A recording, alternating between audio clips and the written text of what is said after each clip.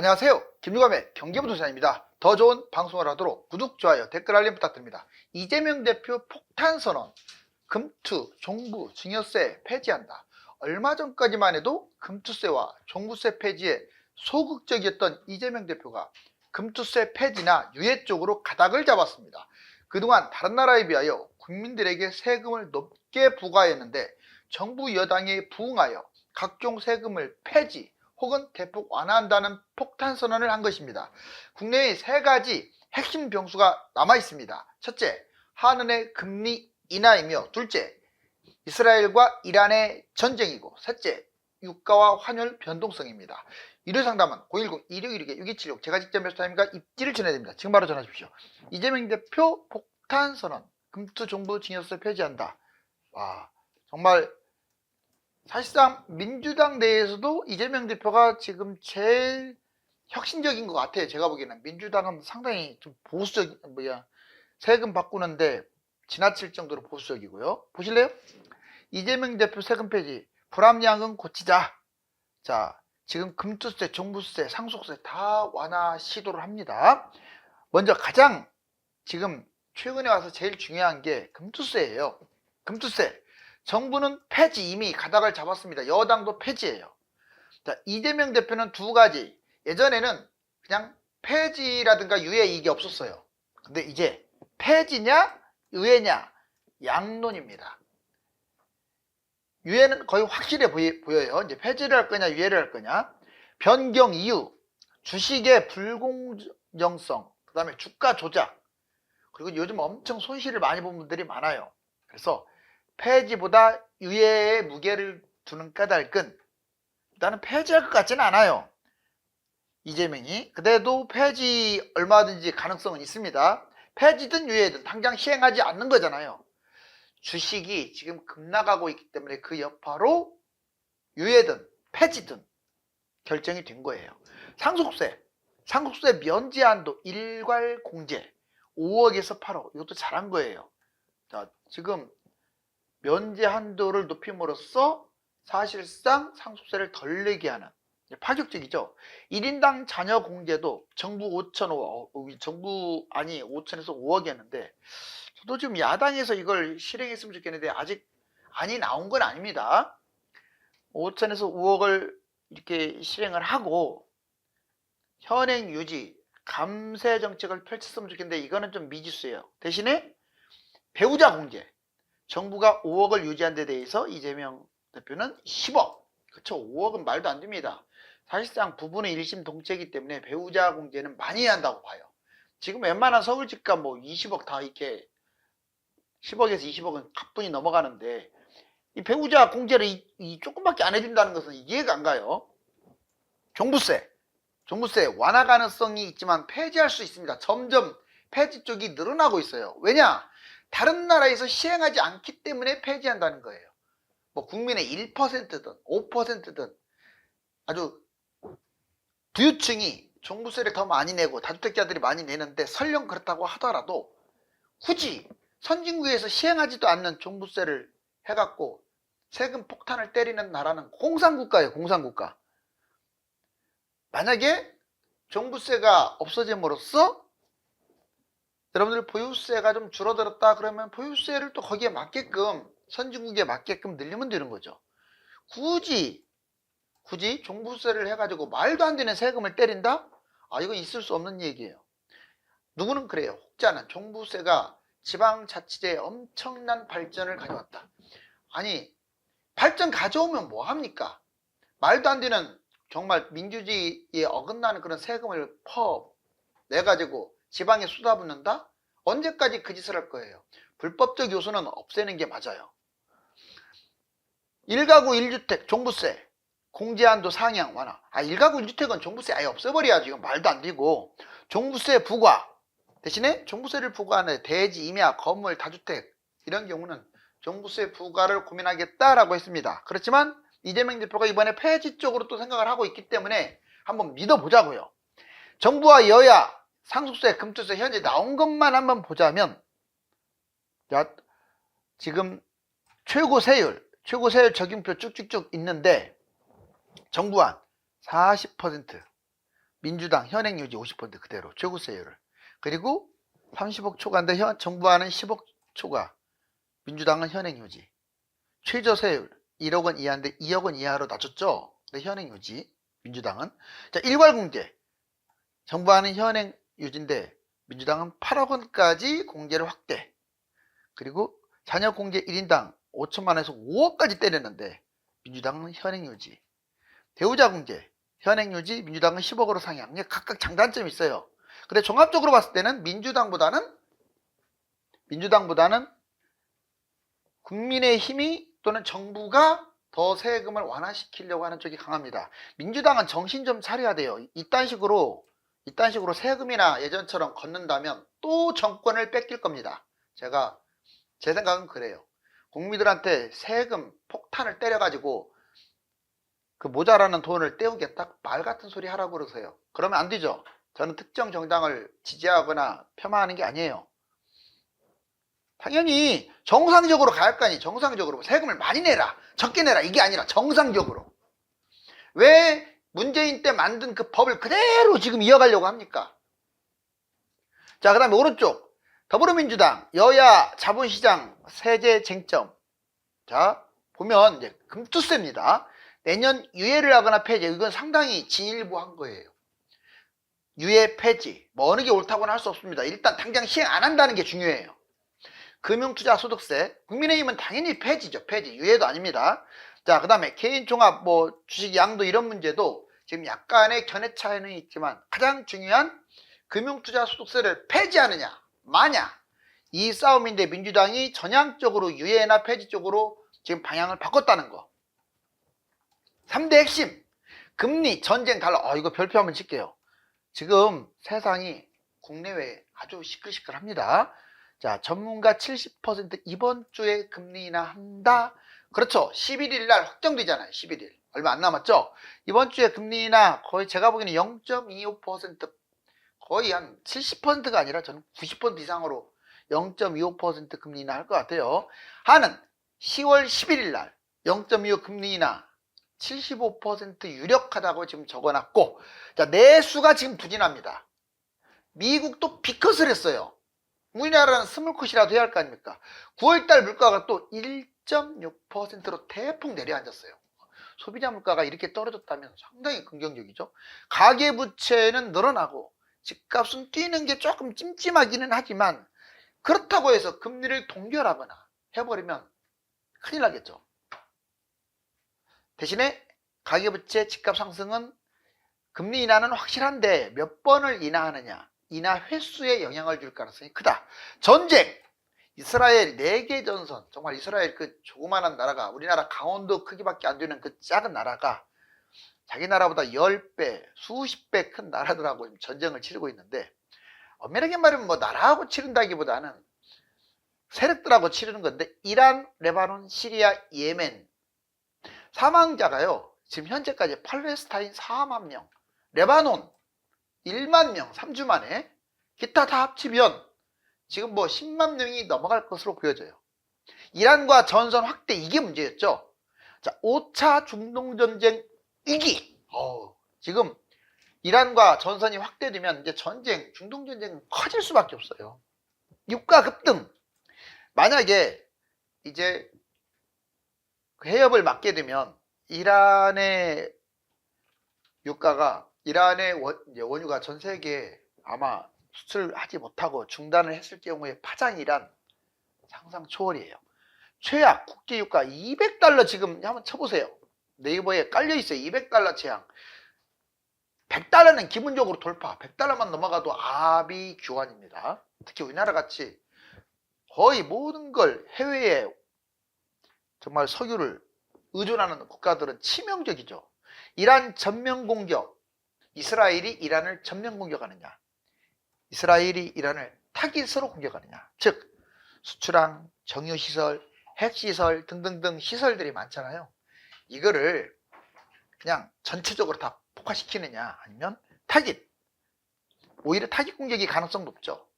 그런데 만약에 이란이 또 보복을 하고 어쩌고저쩌고 하면 진짜로 전면 공격으로 갈 수도 있어요. 이스라엘은 그러고도 남습니다. 다른 나라하고 좀 개념 자체가 달라요. 소비자 물가, 금리 변수, 전쟁과 유가, 이걸 지표로 보자면 보세요. 와, 1.6까지 9월달 우리나라 소비자 물가 지수 엄청나게 떨어졌네요. 그쵸? 그나마 성공했네요. 처음이죠. 1%대 1.6. 그런데 향후에 통화정책 계속 금리 인하를 할지 띄엄띄엄 할지는 이거에 달렸어요.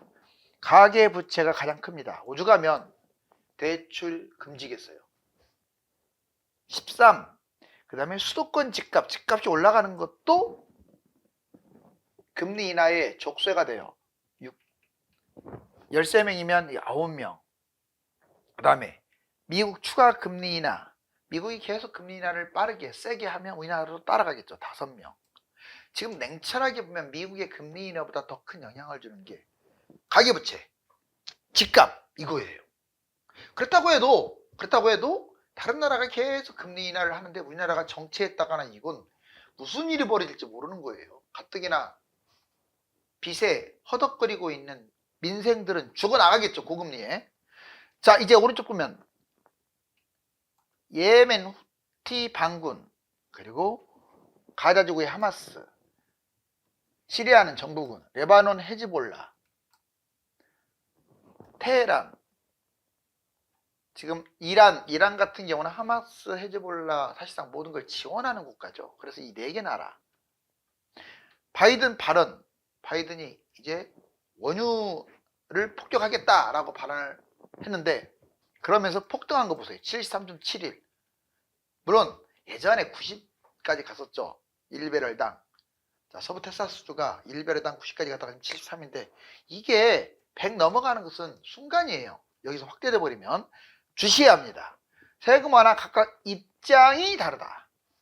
정부 여당하고요. 이재명 대표하고요. 또 민주당도 달라요. 예전에는 이재명 대표랑 민주당이랑 많이 차이가 나는데 지금은 좁혀졌죠. 왜? 이제 대표가 됐으니까요. 상속세 완화 불당긴 민주당, 금투세, 종부세는 어떻게 할 것이냐. 이 3가지죠. 지금 폐지, 완화 입장이 달라요. 정부 여권, 정부는 금투세, 종부세 시원스럽게 폐지입니다. 물론 종부세는 당장은 아니고 좀 시간을 준다고 했어요. 여권, 정부 폐지 완화 그대로 추진. 대표이담, 여권 확정, 야권은 조율하겠죠. 즉 정부와 여당은 그냥 이 세금 모든 부분들에 대해서 정말로 폐지를 하거나 완화를 하거나 사실상 폐지적으로 많이. 왜?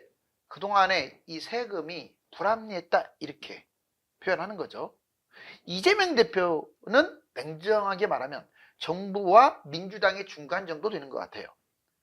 상속세, 증여세 공개를 확대하고 폐지를 할 수는 없죠. 상속세, 증여세를 지금 여당도 폐지한 건 아니잖아요. 그래서 폐지는 안 되고 공개를 확대하는데 다만 정부 여당보다는 좀 덜한 것 같아요. 이렇게 해서는 안 돼요. 자, 무조건 세금을 뜯어먹으려고 하면 안 돼요. 선진국하고 거의 비슷하게 맞춰 나가야죠. 그래서 이 부분은 상속세, 증여세는 아직 이재명 대표가 내가 보기에는 정신 좀 차려야 할 것 같아요. 취득세, 양도세, 물가 상승 감안해서 완화한다. 금투세, 종부세가 키포인트였죠. 폐지, 유예. 그래, 그나마 정부하고 가장 가까운 답을 내놓은 게 이재명 대표입니다. 근데 민주당 야권은요, 상속세, 증여세, 금투세, 당론이 막 각 당마다 다 다르고 내부에서도 다르고. 그래도 거의 이재명 대표를 따라가고 있는 형국. 취득세, 양도세, 당론 양분, 금투세, 종부세 폐지는 있을 수 없고 아마 유예 쪽은 계속 나오고 있어요. 그래서 유예로 갈 가능성도 좀 있습니다. 유예로 가든 폐지로 가든 개념은 다르지만 당장 세금을 무는 건 아니니까. 부동산 3가지 전망 별표 좀 칠게요.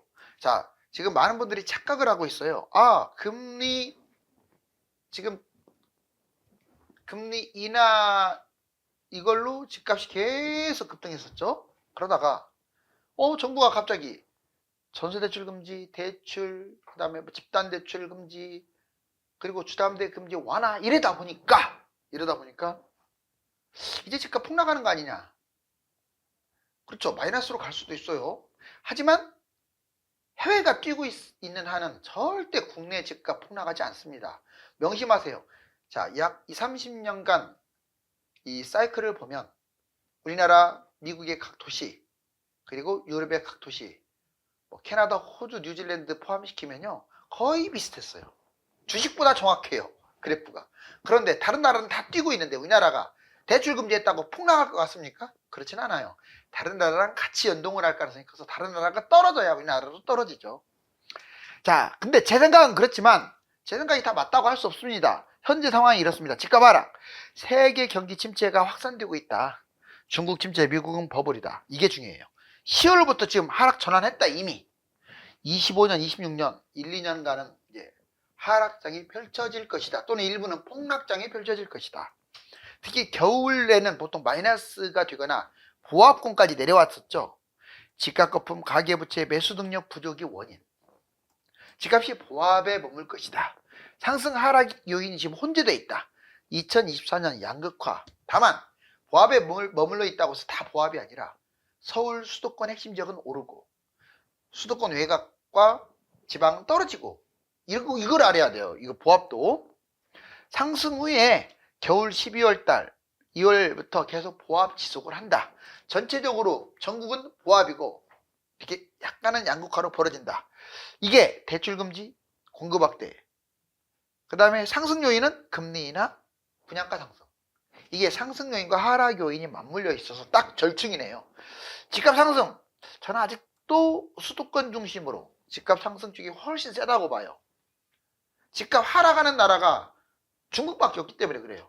위험자산 급등 시장, 해외 집값, 주식 지금 우리나라만 집값이 떨어져 있지. 저 주식이 떨어져서 그렇지. 뭐 미국 보세요. 거의 신고가 근처 아닙니까? 주가도 그렇고. 같이 연동을 합니다. 위험자산이. 두 번째, 상승세가 지금 약화된 건 맞아요. 0.32까지 갔다가 0.10까지 빠졌어요. 지금. 마이너스가 아니고 0.10 플러스예요. 그런데 이게 계속 내려가고 있는 추세죠. 그래서 겨울에 보합까지 갈 수 있어요. 0까지. 마이너스 가기는 힘들 것 같고 플러스에서 보합, 강보합이죠. 지방은 하락폭이 좀 커질 수 있습니다. 그렇지만 이게 결국은 겨울에 잠깐 주춤하다가 다시 또 서울은 급등할 가능성이 커요. 그러면 금매를 기대하시는 분들은 지금부터 겨울 사이를 잘 노려보면 되겠네요. 금리 인하, 화폐 하락, 공급 부족, 분양가 상승, 집값 상승 요인이 너무 많다 이거예요. 자, 이거 근거 한번 보자고요. 지금 집값이 하락을 했다기보다 집값이 좋지 않은 쪽으로 가고 있는 건 맞습니다. 볼까요? 아파트 거래량 7월달 8,800, 8월달 6,100 거의 확정적이에요. 9월달은 1939인데 에이 아직은 다 안 나왔죠. 10월 말 가야 알 수 있는데 대충 제가 보기에는 5,000건 아래가 되지 않을까. 거래량이 대폭 줄었어요. 여기 매매가 보세요. 0.32까지 갔던 게 0.10까지 빠졌네요. 이게 0이에요. 0. 상승폭이 대폭 축소됐죠. 이거 주간 시세 진짜 중요한 거예요. 전문가들 의견 듣지 말고요. 뉴스 의견 듣지 말고 이거 보세요. 거의 맞으니까. 그 다음에 서울 아파트 분양권 거래. 자, 뭐 누가 그래요. 얼죽신, 얼어 죽어도 신축이다. 제발 머릿속에 그런 쓸데없는 생각 갖지 마세요. 무슨 신축이라고 해서 오히려 저는 거꾸로 말하고 싶어요. 지금 신축은 거품이 더 셉니다. 왜요? 구축은 못 갔고 신축은 많이 뛰었잖아요. 뭐든지 미리 많이 뛴 것은 안 좋아요. 참고하세요. 여튼 분양권이 지금 상당히 150까지 가다가 9월달 들어서 120으로 확 떨어졌어요. 전망이. 어떻습니까? 확 너무 많이 줄었죠. 그리고 매물은 늘어나고 있어요. 서울 7만 건이 8만 건대로. 경기도 일주일 만에 14만이 15만으로. 매물은 늘고 시세와 거래량과 그 다음에 분양권 거래량 이런 것들은 줄어들고 전형적으로 집값이 하향세예요.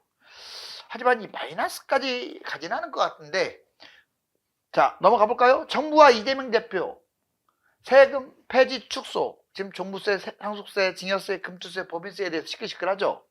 자 이재명 부동산 대책 보면 5년 내 250만 가구 공공부문 통해 공급 무주택 건설원가 수준 30년 거주 30만 원 청년원가, 20만 원 역세권 첫집. 대통령 공약 때 이걸 그대로 유지할 것인가도 관건이고, 임대사업, 임대주택 특혜를 폐지하고, 자, 왜 198명이 3.5만 가구나 소유했어요. 임대주택 사업, 집값 폭등의 근본 원인이라고 해서 임대주택 사업을 아마 그렇게 활성화시키지가 않을 것 같아요. 그리고 장기 거주 공공임대를 늘릴 것 같아요. 자, 전세제도를 유지시키는데 장기적으로는 이 부작용이 많으니 임대차 3법 계속 안정화시키고 해서 장기적으로는 아마 전세제도도 폐지할 생각을 갖고 있지 않나. 책임 강화, 깡통전세, 전세 사기, 역전세에 대해서는 강력한 조치. 윤석열 정부가요, 그동안에 종부세 폐지, 12억 이상 고가 세금을 대폭 완화, 공시가격 현실화, 그리고 이걸 현실화시키면 난리가 나기 때문에 현실화를 60, 70% 수준으로 맞춘 거고, 상속세, 증여세도 대폭 낮추고, 이제 증여세 이제 건들 겁니다. 불합리한 세금 완화, 금투세, 법인세, 취득세, 지금 불필요한 것은 아예 폐지나 완화, 예적금 보장 한도, 지금 5천만 원 1억 확대인데 이제 정부와 국회 통과 이것만 남았는데 아직 국회에서 이거 지금 공론화해야 하는데 안 하고 있어요. 자, 세금 폭탄. 우리 국민들의 소중한 재산이 세금으로 너무 빠져나가지 않았으면 좋겠습니다. 서울 집값이 매주 상승폭이 크게 줄자 다시 집값이 폭락할 것이라는 폭락이 증가하고 있는데, 제 생각은 양극화 심화로 상급지는 계속 올라갈 것으로 보이니 매수 패턴을 유지해야 합니다. 감사합니다.